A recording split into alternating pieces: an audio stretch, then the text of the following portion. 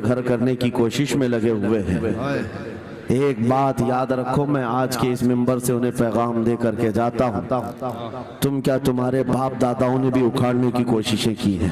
کیا بات! اور صرف یہ ایک خطہ نہیں ہے، ایک خطہ نہیں ہے، ان کیڑوں کی تو کوئی حیثیت نہیں، ان کا باپ اسرائیل مل کر غزہ کو کچھ نہیں کر سکا۔ قتل کرنے کا مطلب فنا کرنا نہیں ہوتا۔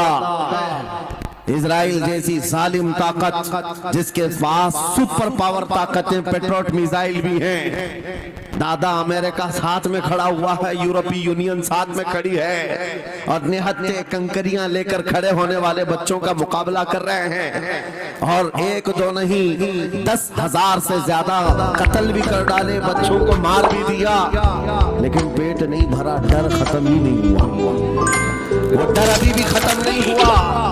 ہزاروں کو قتل تو کر لیا، لیکن رات کی نیند اور چین ابھی بھی بیکار ہے، غارت ہے، کیونکہ انہیں اندازہ ہے اس بات کا کہ ان میں ایک بھی زندہ باقی رہ گیا تو کل کا وہ صلاح الدین بن سکتا ہے۔ کیا بات! تاریخ دہرائی جا سکتی ہے۔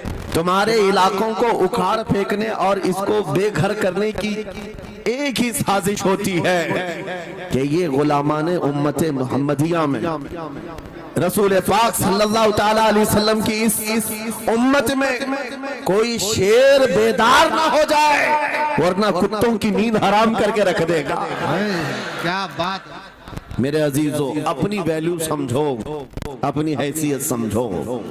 جب تمہارے ساتھ بری نظر لگ جائے تو تمہارے عروج و ارتقاء کی منزلیں شروع ہو جاتی ہیں۔ ان ظالموں کو یہ تاریخ یاد ہونا چاہیے کہ جب میرے خواجہ سرکار غریب نواز ہندوستان تشریف لائے تھے، ان کے آنے کے بعد جو کچھ بھی ان کے ساتھ کیا گیا، ان کے باپ داداؤں نے تاریخ بتائی ہوگی۔ غریب نواز کو نکالنے کے لیے، ان کی جھوپڑی اجاڑنے کے لیے، ان کے خیمے کو توڑنے کے لیے، یہاں تک کہ سرکار غریب نواز جس درخت کے نیچے بیٹھے وہاں سے اٹھوا دیا، کیا کیا نہیں کیا۔ لیکن آج تاریخ 800 سال کے بعد بھی سناٹے دار تھپڑ مار کر کے بتا رہی ہے، جس کو تم یہاں سے بے گھر کرنے کی کوشش کر رہے تھے، اللہ نے اسے ایسا بادشاہ بنایا، تمہاری حکومتیں 5 سال کے بعد ڈیل ڈول ہونے لگتی ہیں، اور اس مرد قلندر کی حکومت 800 سال سے چل رہی ہے، وہ بھی گردنوں پر نہیں لاکھوں دلوں پر حکومت قائم ہے۔ کیا بات ہے! سبحان اللہ!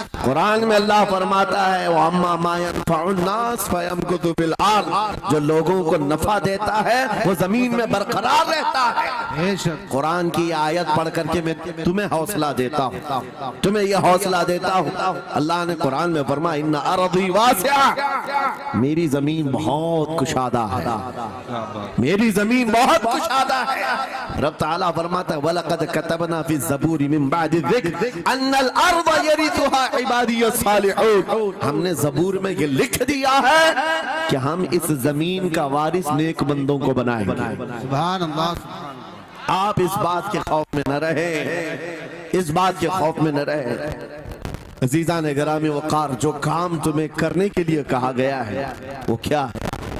وہ ایک ایسا انقلاب اس زمین سے آنا چاہیے، ایک ایسا انقلاب۔ آپ کو میں ایک بات بتا دوں، تاریخ میں جو تمہاری سچویشن اور تمہاری حالت کے مطابق ہو، میں وہ بات کرنے کی کوشش کرتا ہوں تاکہ تمہارے دل پر اثر ہو۔ آپ جس علاقے میں رہ رہے ہیں، آپ یہاں کے حالات بہتر جانتے ہیں۔ وہ دن یاد کرو جب نبی پاک صلی اللہ تعالیٰ علیہ وسلم نے اعلان نبوت فرمایا مکہ میں، اور اس کے بعد کفار و مشرکین کا ظلم شروع ہو گیا، غریب صحابہ کو پکڑ کر مارتے تھے۔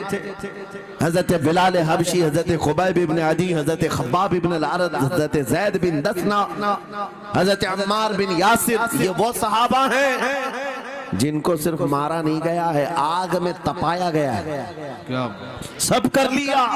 موب لنچنگ مکہ کے ظالم کرتے تھے بہت، اور ایک دن ایسا آیا، توجہ میں جو کہنے جا رہا ہوں، نبی پاک صلی اللہ تعالیٰ علیہ وسلم حرم پاک میں داخل ہوئے، مسجد حرم میں آئے، خانہ کعبہ کی چابی اس وقت عثمان بن شیبہ کے پاس ہوا کرتی تھی جو ایمان لائے ہوئے نہیں تھے۔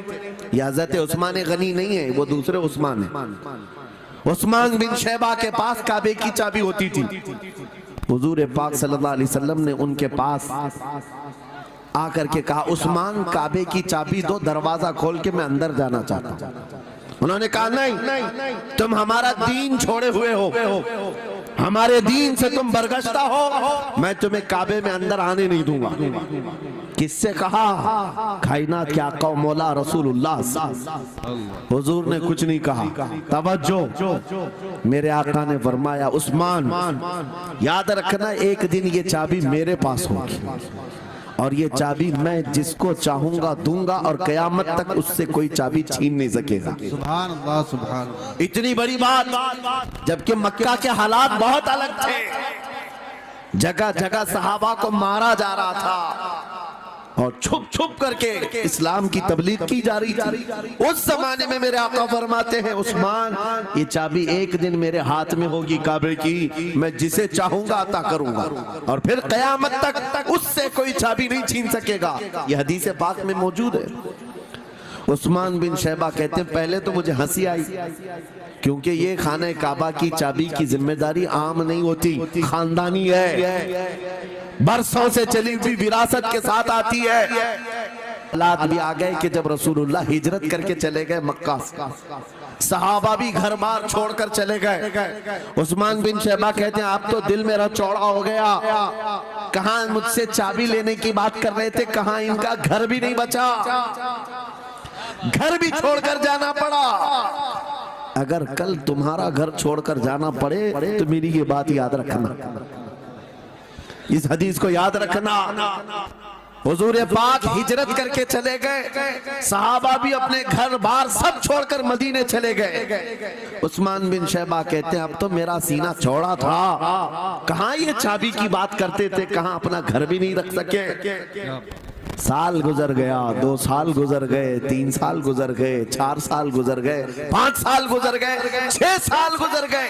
ہجرت کے بعد پھر وہ دن آ گیا جب نبی پاک صلی اللہ علیہ وسلم 10,000 صحابہ کے ساتھ 20 رمضان المبارکہ کو مکہ میں فاتح مکہ بن کر داخل ہو رہے ہیں۔ سبحان اللہ سبحان اللہ۔ 6 سال کے بعد واپس ہی ہے جب حضور تشریف لائے۔ مکہ کی گلیوں میں اب مقابلہ کرنے کی کسی کی ہمت نہیں تھی، طاقت نہیں تھی۔ حضور پاک جیسی حرم مکہ میں داخل ہوتے ہیں، سارے ادھر ادھر چھپ کر کے بھاگ رہے تھے جنہوں نے ظلم کیا تھا اپنے دور میں۔ کوئی اس کے گھر بھاگ رہا ہے، کوئی اس کے گھر بھاگ رہا ہے۔ وہ دن آئے گا یاد رکھو،